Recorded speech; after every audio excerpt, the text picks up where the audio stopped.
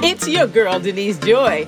Welcome to another episode of Transformation for Your Home. Whether it's DIY or professional help, you can make your home a destination you'll love. Hey, good people. Welcome back to my channel and my DIY must-have video series. Quick, helpful tips and ideas with two goals in mind: to help you DIY right and to do it quickly.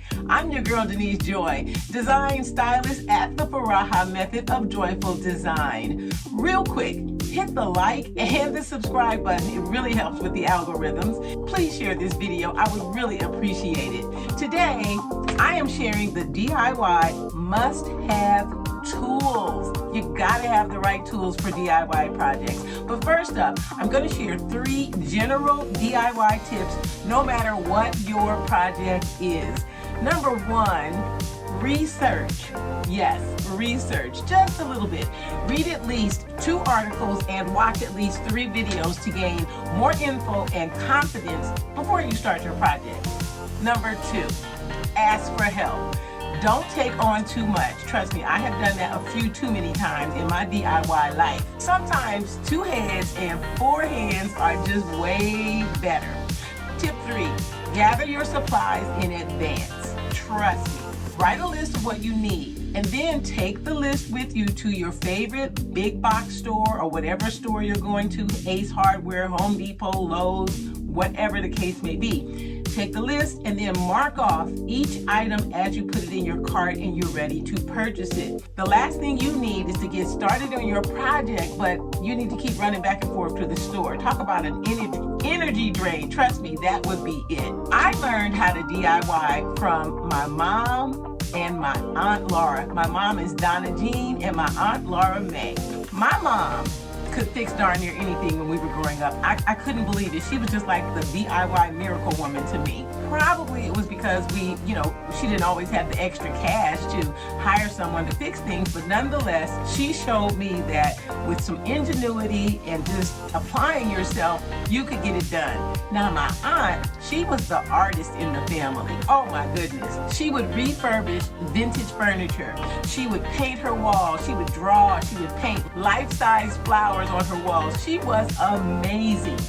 Both of them showed me how DIY was the way to go long before it became a trend. Those are my DIY sheroes. So today I am sharing the DIY must-have toolbox. That means you want these tools in your DIY toolkit. And it doesn't matter if you are a DIY newbie or you might be a veteran, but reviewing your tools is really critical. If you are just starting your DIY journey, these tools are a must-have. Now, what will you use your tools for? First off, to fix things around your home or even in your apartment. I have a 1925 bungalow and I have a regular maintenance schedule.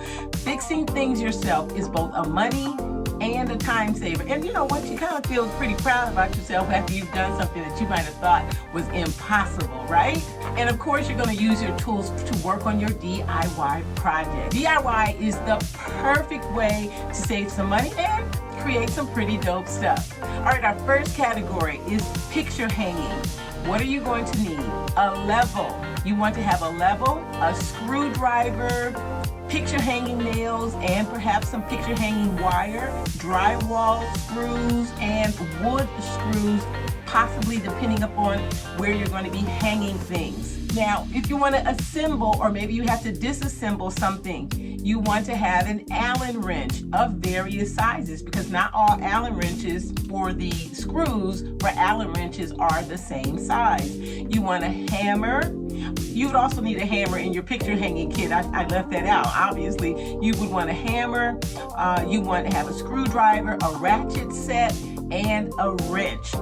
Your drapes and curtain hanging, another common DIY project in a household. A drill. I love to have a drill that has a portable battery that you charge because you can carry it around. You don't have to get hung up with the cord. I've had corded drills and cordless drills, and I prefer the cordless drill above all. So you would like to have in your toolbox, you would have a drill, a screwdriver, which I repeated for other areas, a hammer, and then screw anchors. A lot of times when you are hanging something with weight on it, like a pair of curtains or drapery that have a little weight, you want to put what we call an anchor in the drywall, because it's going to reinforce the amount of weight that the screw can actually bear. Some of you may have already tried to hang curtains somewhere in your home and realized after really a short amount of time that the curtain rod is sagging because the drywall around the screw that you put in to hold the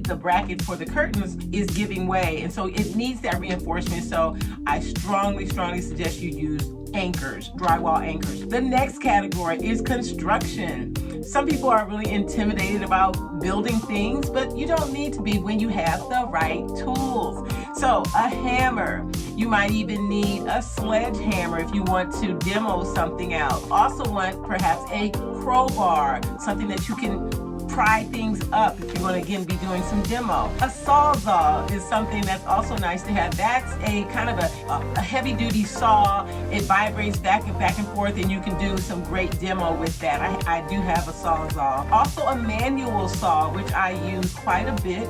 I even use it in my gardening to cut tree limbs and small things like that. But I've also built my DIY raised garden bed. I built the entire thing using a handsaw. I built a cedar table to go out into my backyard to accommodate my dining area. Again, I built that using a handsaw, but you also can have an electric saw in your toolkit, particularly for construction areas. All of these items will make your project and your life much easier. The last category is safety. Yes, you cannot go without safety. What do you need in your safety toolkit? You want gloves. I have some gloves here. I always have a variety of gloves. These gloves are very well used and well loved. Gloves are not leather, but these are just sort of all-purpose gloves, but you also want to have something that really covers your hand and protects it front and back, and so those would be gloves that are leather or with some type of padding on them. Also, eye goggles, something to protect your eyes, particularly if you're going to be painting, if you're going to do anything that's going to have dust, whether that's sawing indoors where you're sawing maybe wood or cutting wood, or if you're cutting drywall or doing something like that. You want to have a pair of safety eye goggles. An N95 mask, something that will allow you to protect your lungs from breathing in even when you're painting.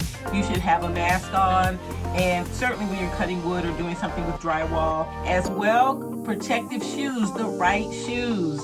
I am guilty of not always paying close attention to this one. I love to do my projects in sneakers. You want the kind of shoe that's going to really cover and protect your foot, so something like a strong leather boot of that sort would be appropriate. You also want to have a flashlight that is separate from your phone. I've been guilty of this as well, using the light on my smartphone. You really want a flashlight that is going to give your hands-free access.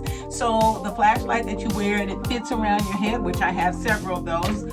Often I forget. Those are really the best because then you can move your head and put the light where you want it to go when you're working on a project. Those are absolutely the best. As well, a couple of Band-Aids and some tape. Masking tape is always a quick fix kind of a Band-Aid if you get in a situation where you nick yourself, but always include some good old Band-Aids in your toolkit. And then last but not least, a small indoor ladder. You don't want to use the same kind of ladder you would use outside, inside, because the safety grips are going to be a little bit different. So you want an indoor ladder. I certainly have two different. I have a short one, and then I have a 6-foot ladder. So you decide what you need, but I would definitely start with a short, somewhere around 3-foot ladder, because then you're not using a chair or something else to sit on if you need to reach up high. You need something that is sturdy and grounded and is going to keep you safe. So review for your toolbox. You're going to need a screwdriver, a level, a picture hanging nails and wire, drywall screws, wood screws, an Allen wrench, a hammer, a ratchet set, a wrench, a drill. I prefer a cordless drill. Screw anchors, something you want to always have in there. You might even upgrade and put sledgehammer, crowbar if you're going to be doing some demo, manual saw, electric saw, a sawzall, and your safety area, Band-Aids and tape, gloves, eyeglasses, N95 mask, and a flashlight, and a small indoor ladder. Now here's a bonus. Store your tools with care. It's nothing worse than you have not charged your your drill battery and you need to grab that that drill and do a project real quick, oh my goodness, ask me how I know. Y'all know I've done it before. So store your tools with care. Keep them clean, keep them dry. Keep your tools in a toolbox, but I also suggest you have like a soft bag that has a zip on the top, like maybe a drill case or something like that. That's something you can grab and move around your home or a project with you, and it has a lot of flexibility. And if you're a newbie, I would say in the beginning, I would suggest you stay away from projects like electrical or plumbing. They are a bit more complicated to do. I've done my share of electrical projects over the years, but I learned, and honestly, I learned the hard way in the beginning. I almost electrocuted myself one time. This is over 20 years ago. Do not make that mistake. We want to here. But certainly, if you really have the desire to learn something, my favorite go-to is YouTube. That's what we're here on. And there's so much out there that can help you do even the most complicated job, but make sure you take your time. Now, in an upcoming video, one of my DI must-have videos, I'm going to be sharing what you need in your painting toolkit. So I want you to check back for that video. Now, I dropped the links below to my favorite tools in case you need to add some things to your DIY toolkit. I really hope you liked this video, and if you did, I want you to be sure to check out the video I just added. Let me know in the comments below. In the meantime, what's your favorite go-to tool? Thanks so much, and I'll see you in the next video.